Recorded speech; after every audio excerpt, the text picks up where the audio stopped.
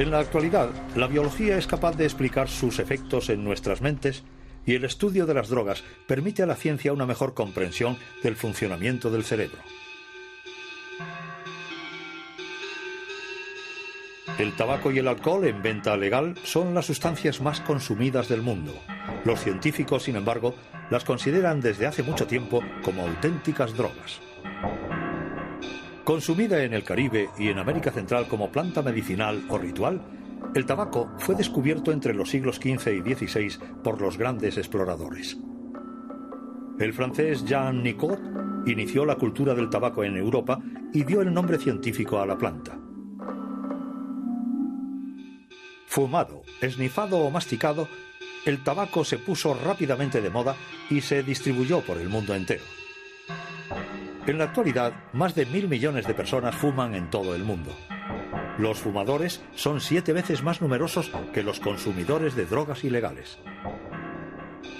Concentración, vigilia y mejora de la memoria. Es, sin embargo, lo único que se puede esperar de un cigarro. Una paradoja que el neurofarmacólogo Jean-Paul Tassin estudia en una universidad de Francia. El fenómeno de euforia provocado por el tabaco es mucho más sutil que el obtenido con la morfina, que es mucho más potente, o los psicoestimulantes, lo cual no impide que, precisamente al ser menos fuerte, nos permita repetir y, por tanto, utilizarla, y lo digo entre comillas, en la vida cotidiana. Podemos pasar un día tranquilo fumando con regularidad, sin dejar de lado una actividad social normal. Se ha pensado durante mucho tiempo que los fenómenos de dependencia estaban relacionados con uno de los productos adictivos del tabaco, o sea, con la nicotina. De hecho, existe una contradicción. Todas las sustancias que provocan adicción en el hombre, como las anfetaminas, la heroína, la morfina o la cocaína, consumidas por los animales rápidamente y en cantidades importantes, les vuelven dependientes de estos productos. Pero si se les proporciona nicotina a los animales, no les va a interesar en absoluto. Los animales fuman simplemente porque sí. Por contra, los mensajes de salud pública apenas logran algo contra la dependencia de los hombres a los cigarrillos. Y la nicotina, el ingrediente principal del tabaco, ha sido largamente para los científicos el culpable fundamental. If you think this looks ridiculous, remember, smoking is just as unnatural for you as it is for them.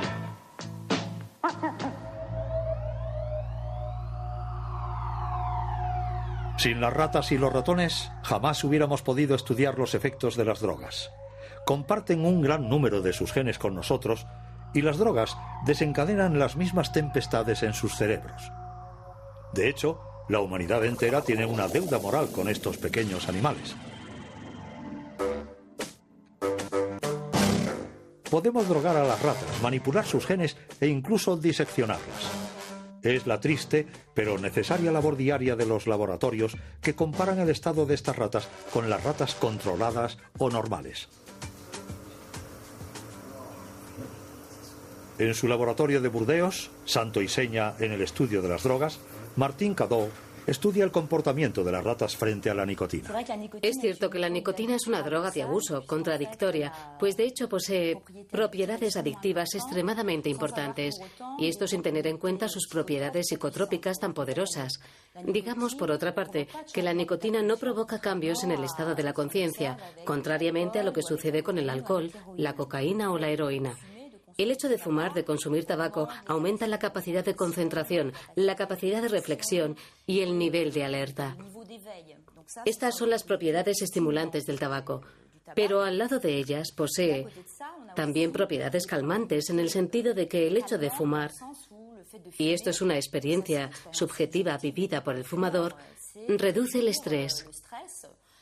Mucha gente fuma precisamente en situaciones estresantes, así que es aquí donde encontramos los dos aspectos del efecto de la nicotina como algo en absoluto antinómico. Se da en muchas sustancias consumidas por el hombre. El alcohol, por ejemplo, puede tener efectos estimulantes y al mismo tiempo calmantes.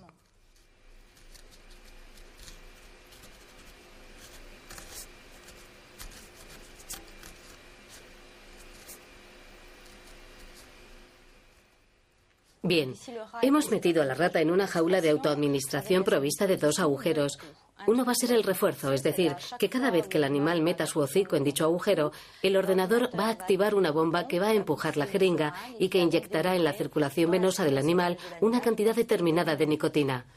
El agujero llamado sin refuerzo no va a producir ningún efecto. A través de las sesiones de autoadministración, que en general tendrán lugar una vez al día durante varias semanas, veremos finalmente que el número de visitas al agujero con refuerzo irá aumentando según pasen las sesiones. Es lo que se denomina la adquisición de un comportamiento de autoadministración. En cuestión de días, la rata comprende cómo inyectarse la nicotina.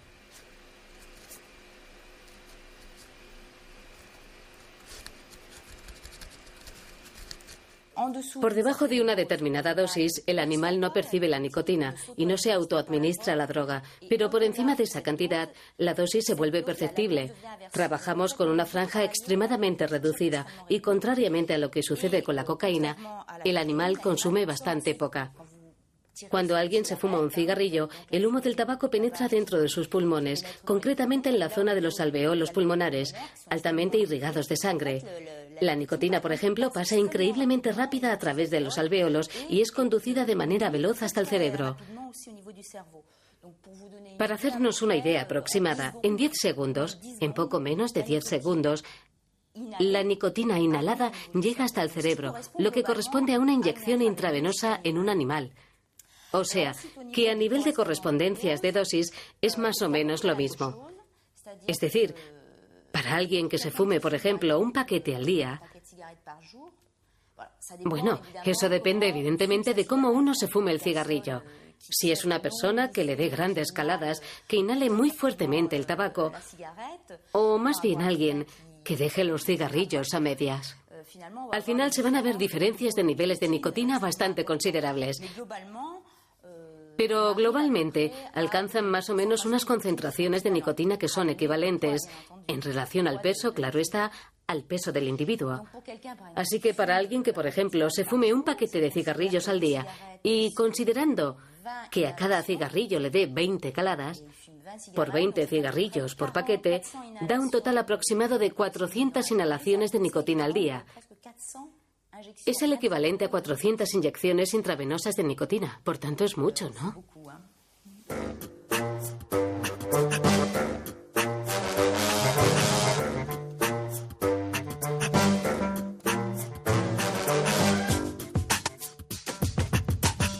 Para actuar, la nicotina, vista aquí bajo su forma cristalizada, como todas las drogas, piratea el sistema de comunicación del cerebro. Pues nuestro cerebro se pasa la mayor parte del tiempo hablando consigo mismo. Su buen funcionamiento se basa en el diálogo incesante entre nuestros 100 millones de células nerviosas, las neuronas. Para hacer circular la información, las neuronas envían mensajeros químicos denominados neurotransmisores. Bien sea el dolor, el placer o el ritmo en el intercambio de información, los neurotransmisores regulan un equilibrio sutil y complejo del que depende el conjunto de las funciones de nuestro organismo. Entre cada neurona existe un pequeño espacio en el que reina una intensa actividad.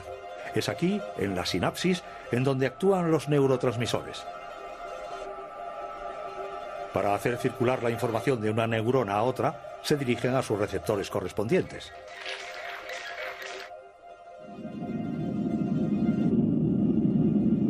Si la nicotina favorece la memoria y la concentración, es porque boicotea la red de comunicación responsable de estas funciones en el cerebro.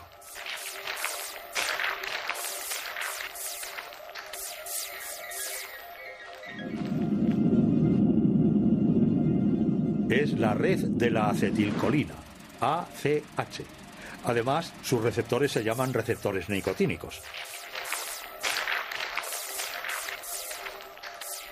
Pero la nicotina es mucho más potente que la acetilcolina. Provoca la liberación de otro neurotransmisor, la dopamina, una molécula en la que radica la sensación de placer que proporcionan todas las drogas.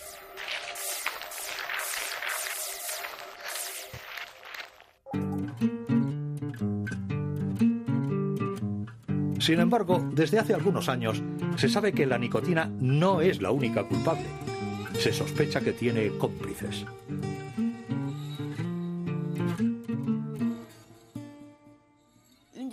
Una de las hipótesis que estamos probando aquí, en el laboratorio, es efectivamente saber si en el tabaco puede haber otras sustancias que favorezcan precisamente la propiedad adictiva de la nicotina.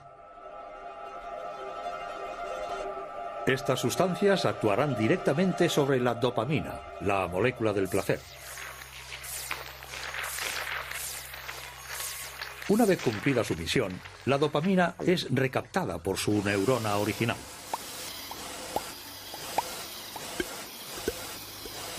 En este momento, una molécula es la encargada de destruirla. Se trata de la monoamina oxidasa, o MAO.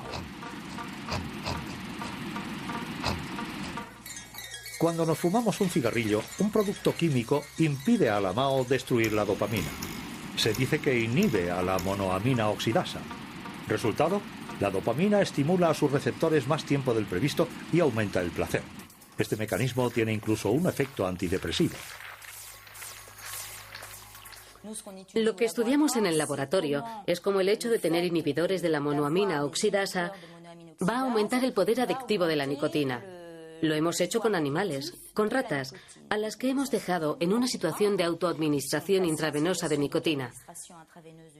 Hemos formado dos grupos de ratas. Un grupo de ratas a las que hemos puesto en situación de poder administrarse únicamente nicotina y otro grupo que tienen acceso a la nicotina más los inhibidores de monoamina oxidasa. Nos hemos dado cuenta de que los animales que tienen acceso a la nicotina más los inhibidores de la monoamina oxidasa se autoadministran más nicotina y son capaces de trabajar más con el fin de obtener una inyección de nicotina. Es decir, que su nivel de motivación, la motivación que muestran para autoadministrarse la droga, es mucho más importante.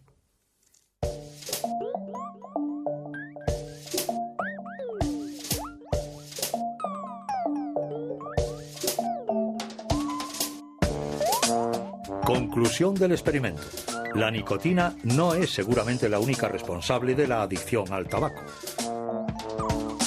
Entonces, ¿cuáles son las otras moléculas implicadas? Los científicos aún siguen tratando de averiguarlo, y es que tienen dónde elegir. Se sabe que hay hasta 4.000 productos químicos en el humo del tabaco.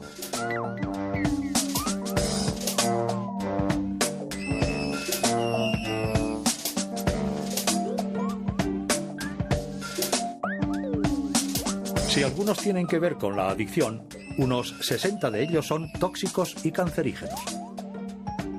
Ahora sabemos mejor por qué fumar mata.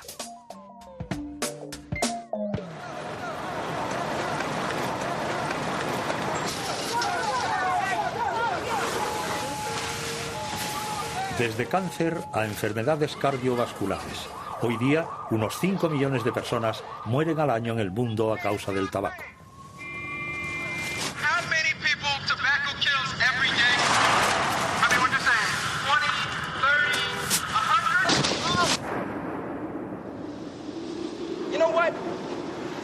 We're going to leave this here for you so you can see what 1,200 people actually look like. Et je danse de tout mon cœur, car je vais grandir. Et quand je serai moins petite, je fumerai comme un sapeur. Et elle fumait, comme des sapeurs, comme si déjà elle voulait battre l'homme sur son propre terrain. Concours de la plus jolie fumeuse en 1927. Pour ces dames, l'herbe à Nico remplace soudain le thé de 5 heures, la garçonne s'efface dans des volutes de paradis artificiels et Marilyn Monroe perce déjà sous la femme sapeur. Mademoiselle Maud Lottie est proclamée la plus gracieuse fumeuse de France du concours organisé par le fumeur et par Paris qui chante. Concours de cigare vitesse. Messieurs, préparez-vous. Vous êtes prêts? 1930. Aux hommes, comme d'habitude, il reste l'effort athlétique, la rage de vaincre les femmes à la pointe du mégot, même si certains retrouvent au Monsieur Freud des gestes d'enfant pour suçoter leur cigarette, comme la tétine d'un biberon. Los cigarrillos no hacen su aparición hasta mediados del siglo XIX. Pronto serán producidos a escala industrial. Pero es en el siglo XX cuando su consumo se dispara, animado sobre todo por la distribución gratuita entre los soldados.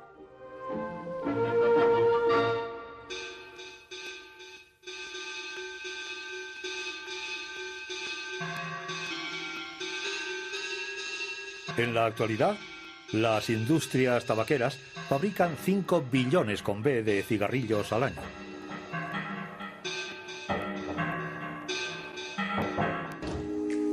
Let me take your hand, try to understand. I will always care. Campañas impactantes, aumento del precio, prohibición de fumar en lugares públicos. El consumo de tabaco está bajando en los países desarrollados, pero los que viven de los cigarrillos no corren el riesgo de caer en la quiebra. En los países pobres, la mitad de sus habitantes son fumadores. Los científicos creían saber todo acerca de la nicotina, pero aún les tenía reservadas sorpresas nefastas. Pier Vincenzo Piazza sospecha incluso que daña a las neuronas. Cuando se deja de fumar, uno de los efectos fundamentales del mono son las perturbaciones de la memoria y alteraciones cognitivas importantes.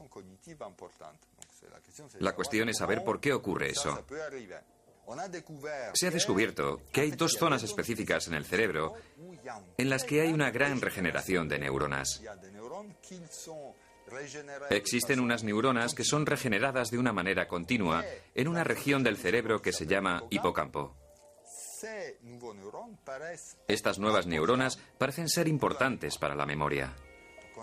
Hemos tratado de averiguar cuáles eran los efectos de la nicotina sobre estas neuronas, sobre estas neuronas inmaduras, sobre estas neuronas bebé, pero en un cerebro adulto, y que son necesarias para ciertos procesos cognitivos. Y hemos visto que la nicotina tiene unos considerables efectos negativos sobre las neuronas. Han reducido su producción a un 50% aproximadamente. O bien mata o bien bloquea la producción de nuevas neuronas en esta zona del cerebro, en un 50%. Todavía nadie sabe si estos daños son irreversibles. Hay unos lazos aún más fuertes entre la nicotina y la memoria. Gran conocedor de la acción de la nicotina, Hervé Allen no es, sin embargo, un experto del tabaco, sino un especialista en la enfermedad de Alzheimer. La enfermedad de Alzheimer es hace tiempo se decía, un acto degenerativo de las neuronas.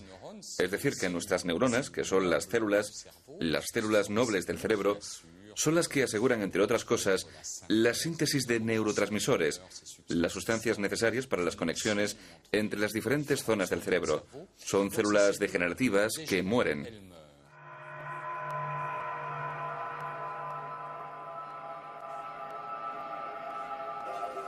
No es la muerte de las neuronas lo que desencadena el mal de Alzheimer, una enfermedad que arrastra graves problemas de memoria y de razonamiento y que afecta a 15 millones de personas en el mundo.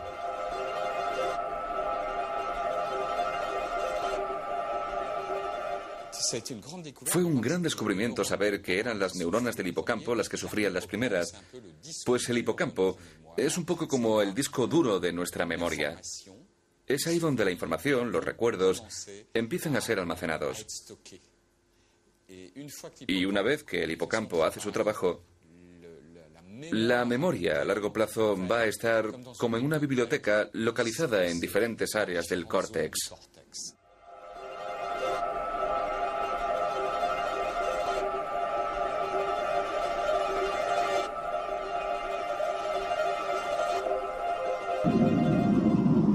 En la enfermedad de Alzheimer, las neuronas que mueren son precisamente las que fabrican al bibliotecario de nuestros recuerdos, la acetilcolina, el neurotransmisor que recurre a los receptores nicotínicos.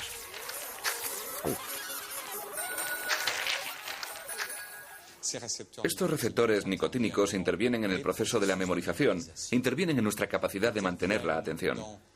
Cuando vemos la televisión o charlamos con alguien, escuchamos. Es necesario escuchar para seguir la conversación. Pues bien, esta posibilidad de escuchar lo que nos cuenta otro o ver lo que hace otro es lo que se denomina atención. Y la atención está altamente condicionada por el buen funcionamiento de los receptores nicotínicos.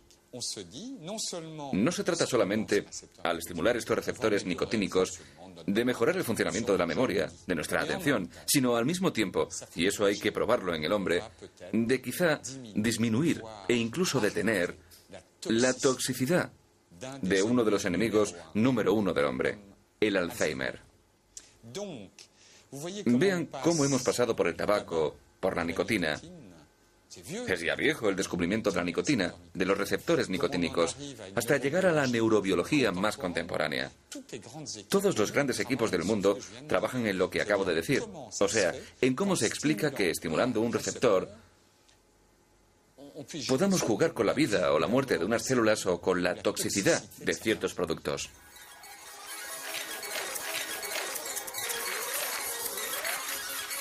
Como la nicotina actúa siempre sobre los mismos receptores, los científicos se han inspirado en la acción del tabaco sobre el cerebro para crear los primeros medicamentos contra la enfermedad de Alzheimer. Unos medicamentos que retardarían la evolución de la enfermedad alcanzando a los receptores nicotínicos.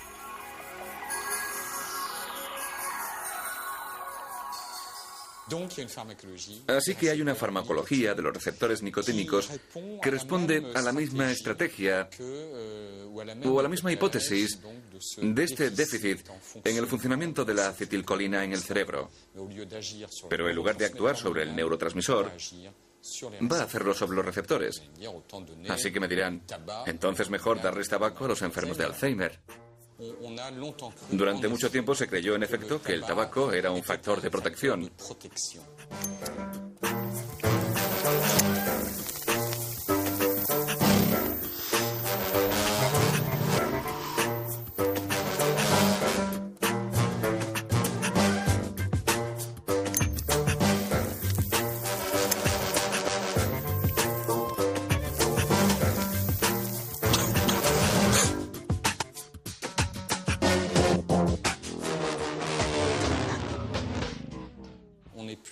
Ya nadie acepta la hipótesis del tabaco como protector, simplemente porque el tabaco puede ser incluso un factor de deterioro intelectual.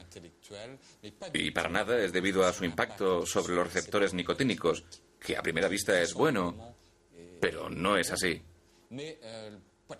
Al mismo tiempo, el tabaco degrada también la vascularización. El Alzheimer hace más frágiles los vasos sanguíneos.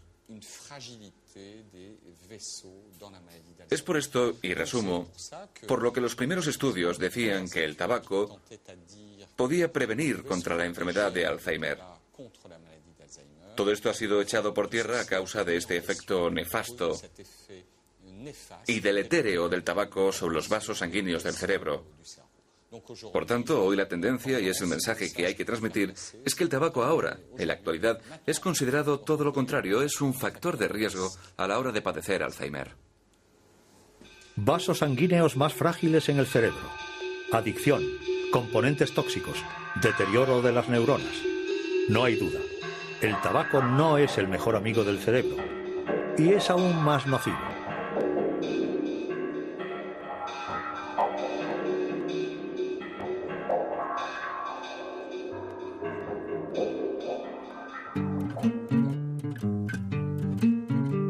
Evidentemente de cómo uno se fume el cigarrillo. Si es una persona que le dé grandes caladas, que inhale muy fuertemente el tabaco, o más bien alguien que deje los cigarrillos a medias. Al final se van a ver diferencias de niveles de nicotina bastante considerables. Pero globalmente alcanzan más o menos unas concentraciones de nicotina que son equivalentes, en relación al peso, claro está, al peso del individuo. Así que para alguien que, por ejemplo, se fume un paquete de cigarrillos al día y considerando que a cada cigarrillo le dé 20 caladas, por 20 cigarrillos por paquete, da un total aproximado de 400 inhalaciones de nicotina al día. Es el equivalente a 400 inyecciones intravenosas de nicotina. Por tanto, es mucho, ¿no?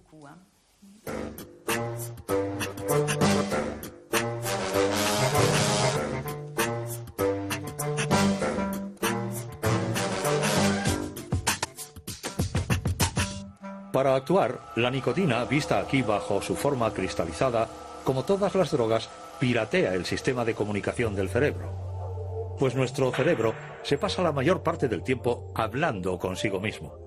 Su buen funcionamiento se basa en el diálogo incesante entre nuestros 100 millones de células nerviosas, las neuronas.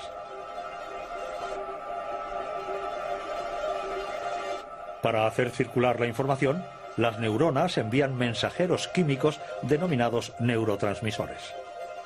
Bien sea el dolor, el placer o el ritmo en el intercambio de información, los neurotransmisores regulan un equilibrio sutil y complejo del que depende el conjunto de las funciones de nuestro organismo. Entre cada neurona existe un pequeño espacio en el que reina una intensa actividad. Es aquí, en la sinapsis, en donde actúan los neurotransmisores.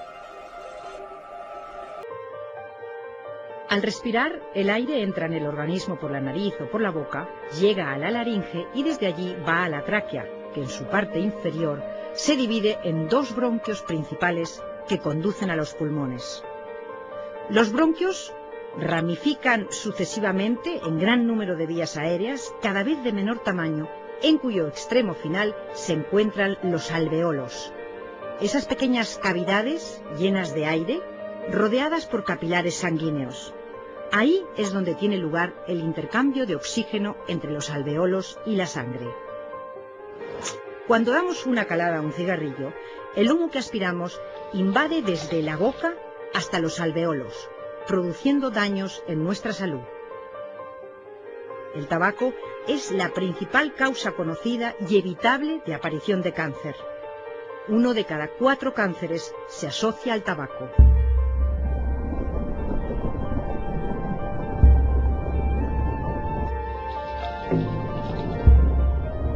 En su recorrido a lo largo de las vías respiratorias, el humo produce efectos dañinos en el organismo. Eso es debido a la gran cantidad de sustancias nocivas que contiene el tabaco.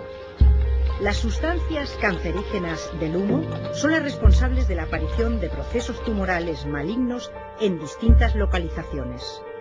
En la boca puede producir cáncer en cualquier zona. Es vital el diagnóstico a tiempo, porque esta lesión crece poco a poco hasta invadir la lengua y otras zonas de la boca, pudiendo diseminarse más tarde al resto del cuerpo. El tabaco es el responsable del 70% de los cánceres de boca. Cuando las células tumorales malignas están en la laringe, hablamos de cáncer de laringe. Al ir aumentando de tamaño, el tumor puede afectar a los órganos cercanos o bien obstruir la tráquea. El tabaco incrementa de 2 a 4 veces el riesgo de aparición de cáncer de laringe. El humo del tabaco continúa su recorrido por la tráquea y entra en los pulmones por los bronquios principales. Allí produce cáncer de pulmón. El 90% de los cánceres de pulmón se deben al tabaco. Una vez que ha aparecido este tumor, se disemina con gran rapidez a los ganglios más cercanos y a otros órganos del cuerpo. Además de producir cáncer en las vías respiratorias, el tabaco puede dar lugar a tumores en otras partes del cuerpo, apareciendo cáncer de riñón, cáncer de páncreas, cáncer de vejiga, otros cánceres. Además del cáncer, el tabaco puede provocar otras lesiones en las vías respiratorias de un fumador, como inflamación de la mucosa. Es entonces cuando los bronquios se estrechan, dificultando el paso del aire. A eso le llamamos bronquitis crónica, o produciendo enfisema, enfermedad en la que se destruye la pared de los alveolos, impidiendo que se produzca una buena oxigenación en nuestro cuerpo.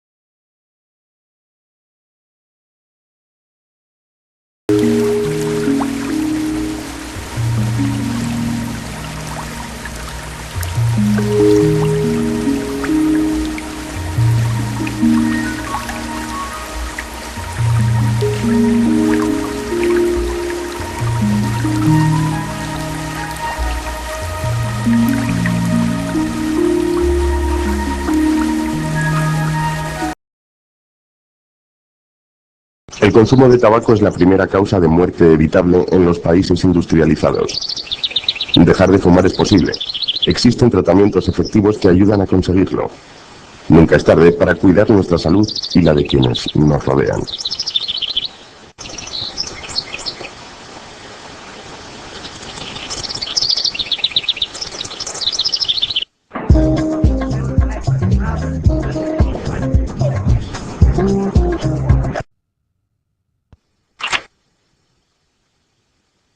La nicotina produce efectos entre los que destacan el aumento de la tensión arterial, taquicardia, acidez gástrica y elevación del colesterol y del azúcar en sangre.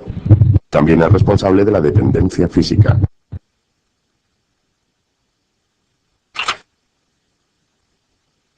Los agentes irritantes provocan en el pulmón un aumento de la secreción de moco, dificultando su expulsión.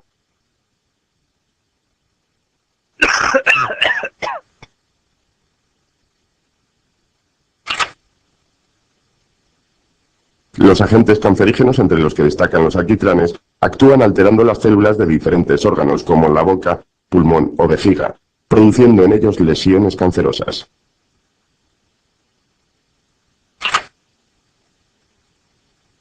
El monóxido de carbono se une a la hemoglobina de la sangre y provoca una falta de oxigenación en los órganos y tejidos del cuerpo.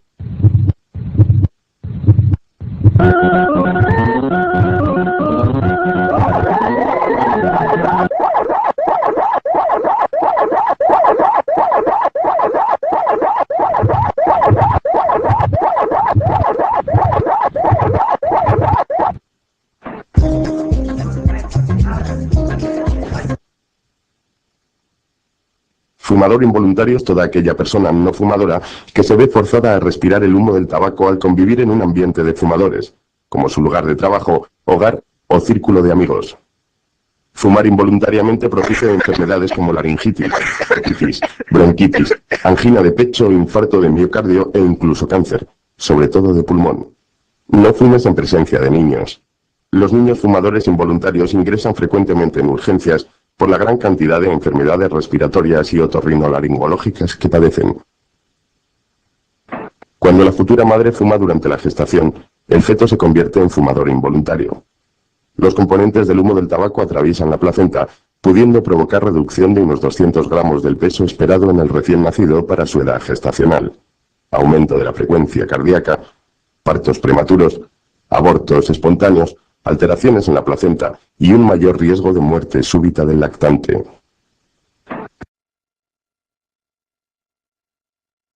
A continuación presentamos los mitos más comunes respecto al tabaco. Una persona que fuma menos de 5 cigarrillos diarios no es fumadora. Falso. Con tan solo un cigarrillo diario, la persona es fumadora. El tabaco rubio no es tan malo como el tabaco negro. Falso. Tanto el tabaco rubio como el negro tienen el mismo tipo de componentes nocivos. Los cigarrillos light no hacen daño. Falso. Los cigarrillos bajos en nicotina y alquitrán también son cancerígenos. La polución ambiental es mucho más contaminante que el humo de un cigarrillo. Falso. El tabaco es causante del 30% de los cánceres, frente a un 2% producido por la contaminación ambiental. El tabaco no es una droga. Falso. El tabaco es una droga porque provoca adicción física, psicológica y tolerancia, es decir, se necesita cada vez fumar más cantidad para conseguir los mismos efectos. Yo no dependo del tabaco, puedo dejar de fumar cuando quiera. Falso. Todo fumador es dependiente física y psicológicamente aunque fume poco. De algo tenemos que morir, cierto. Moriremos por alguna razón, pero el tabaco, además de reducir la cantidad de vida, disminuye también su calidad. Conozco a personas muy mayores que fuman mucho y están muy bien. Cierto, pero solo ves a los pocos que llegan a esa edad. A los que han muerto a causa del tabaco, no les ves envejecer. Cuando estoy nervioso, lo único que puede tranquilizarme es fumar. Falso. Existen métodos más saludables para tranquilizarse y enfrentarse al estrés, como son los que utilizan los no fumadores.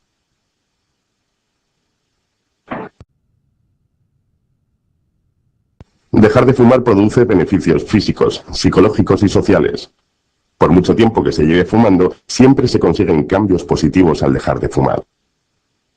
El abandono del tabaco disminuye el riesgo de padecer diversos cánceres, enfermedades cardiocirculatorias y pulmonares, aumenta la agilidad física y se recupera el sentido del gusto y el olfato.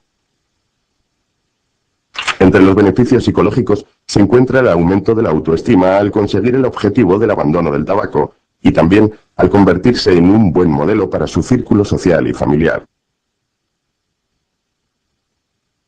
Al dejar de fumar se ahorra dinero. Una persona que fuma un paquete de cigarrillos al día gasta al año aproximadamente unos 722 euros, unas 120.000 pesetas.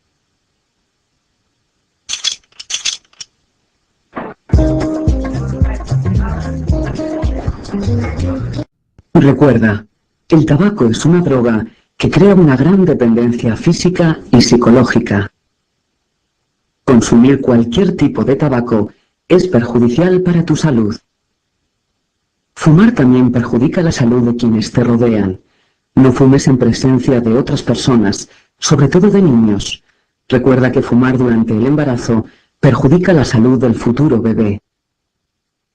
Dejar de fumar siempre lleva consigo beneficios físicos, psicológicos y sociales. Dejar de fumar es posible. Si no puedes conseguirlo por ti solo, existen técnicas efectivas para ayudarte a conseguir tu objetivo.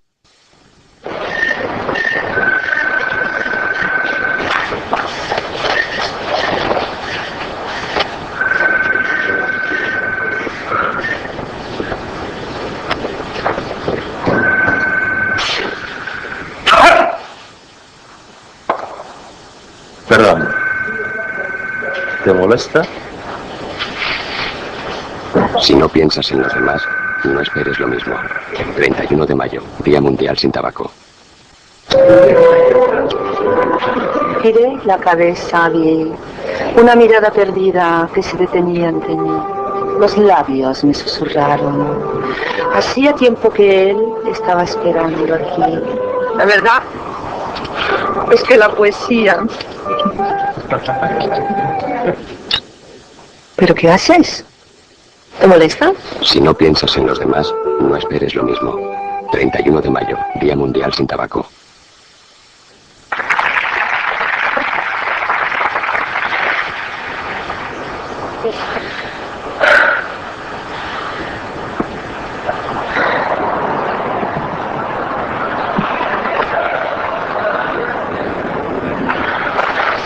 Esto es lo que pasa cuando fumas.